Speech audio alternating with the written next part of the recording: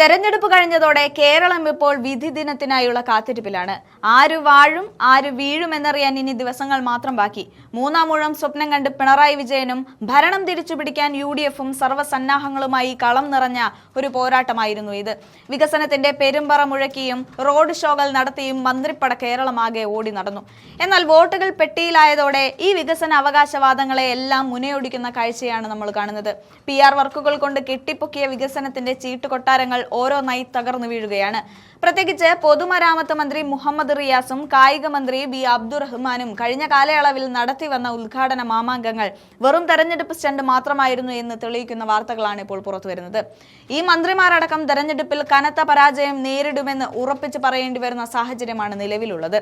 ആദ്യം നമുക്ക് പൊതുമരാമത്ത് വകുപ്പ് മന്ത്രി മുഹമ്മദ് റിയാസിന്റെ കോഴിക്കോട്ടെ വികസന മോഡൽ ഒന്ന് പരിശോധിക്കാം. കോഴിക്കോട്ടെ മാനാഞ്ചിറ വെള്ളിമാടുകുന്ന് റോഡ് വികസനം വലിയ കൊട്ടി ആഘോഷിച്ചാണ് മന്ത്രി അവതരിപ്പിച്ചത്. വോട്ടെടുപ്പിന് തൊട്ടു മുൻപ് ജനങ്ങളെ പറ്റിക്കാനായി തിരക്കിട്ട് ടാറിംഗ് നടത്തി അവിടെ ഒരു വലിയ റോഡ് ഷോ തന്നെ റിയാസ് സംഘടിപ്പിച്ചു.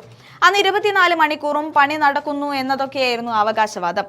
എന്നാൽ വോട്ടെടുപ്പ് കഴിഞ്ഞതോടെ ആ റോഡിന്റെ അവസ്ഥ എന്താണ്? റോഡ് പണി ഇപ്പോൾ ഒച്ചിടയുന്ന വേഗത്തിലാണ്. ഓടകൾക്ക് സ്ലാബില്ല, റോഡിൽ സീബ്ര ലൈനുകളില്ല, സ്ട്രീറ്റ് ലൈറ്റുകളില്ല. രാത്രിയിൽ ഈ റോഡിലൂടെ യാത്ര ചെയ്യുന്നത് മരണത്തെ മുഖാമുഖം കാണുന്നതിന് തുല്യമാണ്. വോട്ട് പിടിക്കാൻ കാണിച്ച ആ ആവേശം ഇപ്പോൾ എവിടെ പോയി? കരാറുകാരൻ തൊഴിലാളികളെ മാറ്റിയപ്പോൾ പോലും ഒരക്ഷരം മിണ്ടാത്ത മന്ത്രിയുടെ വികസന നാടകം ജനങ്ങൾ തിരിച്ചറിഞ്ഞു കഴിഞ്ഞു. ഇത് തന്നെയാണ് തിരുവനന്തപുരത്തെ കായിക ഭവന്റെ അവസ്ഥയും. കായിക മന്ത്രി ബി അബ്ദുറഹ്മാൻ വലിയ അവകാശവാദങ്ങളോടെ ഉദ്ഘാടനം ചെയ്ത ആധുനിക 7 നില കെട്ടിടം ഇന്ന് വെറും ഒരു നോക്കുകുത്തിയാണ്. ഉദ്ഘാടനം കഴിഞ്ഞ് 1 മാസം പിന്നിട്ടിട്ടും അവിടെ ഒരു നില പോലും പ്രവർത്തനക്ഷമമായിട്ടില്ല. വെറും 3 നിലകളുടെ പണി മാത്രം ഭാഗികമായി തീർന്ന കെട്ടിടമാണത്. ഫർണിഷിംഗ് മാത്രമേ ബാക്കിയുള്ളൂ എന്ന് കള്ളം പറഞ്ഞ് മന്ത്രി ഉദ്ഘാടനം ചെയ്തത്. ഊരാളുങ്കൽ സൊസൈറ്റിയെ ഏൽപ്പിച്ച പണി ഇപ്പോൾ പാതി വഴിയിൽ നിലച്ചിരിക്കുന്നു. ഭരണ തുടർച്ചയുടെയും വികസനത്തിന്റെയും പേരിൽ വോട്ട് ചോദിച്ചവർ നടത്തിയ ഈ പച്ചയായ വഞ്ചനയുടെ തെളിവുകൾ ഓരോന്നായി പുറത്തു വരുമ്പോൾ ജനങ്ങൾ വോട്ടെണ്ണൽ ദിനത്തിനായി കാത്തിരിക്കുകയാണ്.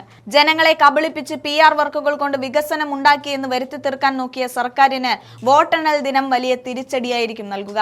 ഈ മന്ത്രിമാർ അടക്കമുള്ളവർ ജനരോഷം വോട്ടായി മാറുന്നതോടെ പരാജയത്തിന്റെ കയ്പുനീർ കുടിക്കുമെന്ന് ഉറപ്പാണ്. മെയ് 4-ന് ഫലം വരുമ്പോൾ ഈ വികസന ഗീർവാണങ്ങളുടെ ആയുസ് തീരുമെന്ന കാര്യത്തിൽ സംശയമില്ല.